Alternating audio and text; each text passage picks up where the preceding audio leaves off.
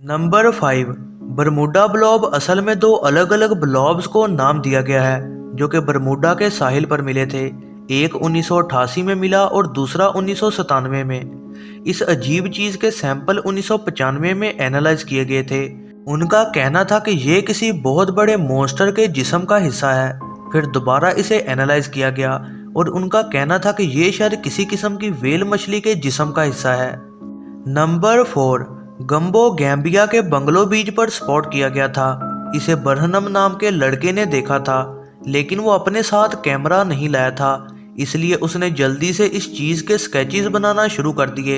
लेकिन फिर इस क्रीचर का सर गांव वालों ने किसी को बेच दिया और उसकी बॉडी दफना दी, और इस चीज की बॉडी ढूंढने की उसके बाद बेहद कोशिश की गई थी। नंबर 3। हाइब्रिड्स ब्लॉब 12 फुट का मांस का टुकड़ा था जो कि 1990 में बेन बकूला के साहिल पर मिला, जो कि स्कॉटलैंड में वाक़या है। इसे लुइस नाम की औरत ने डिस्कवर किया था और इसका मुंह और फिन थोड़ा थोड़ा नजर आ रहा था। नंबर 2। चिलियन ब्लॉब एक बहुत बड़े मांस के टुकड़े जैसा था। ये चिली के साहिल पर तैरता हुआ पहुंच गया था। इसका वजन 14 टन तक था और साइज 39 फुट था।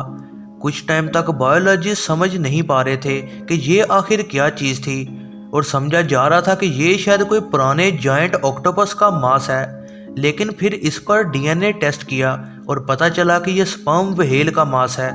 नंबर 1। मोंटॉक मॉन्स्टर एक अजीब मॉन्स्टर था और ये एक साहिल के पास मिला था।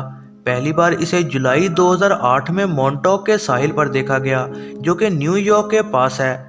ये अजीब दिखने वाला मॉन्स्टर फौरन ब्रेकिंग न्यूज़ बन गया था। ये मॉन्स्टर दिखने में एक रकून या फिर कछुआ जिसका खोल गायब हो उस जैसा था, या वो किसी चूहे से भी मुशाबत रखता था।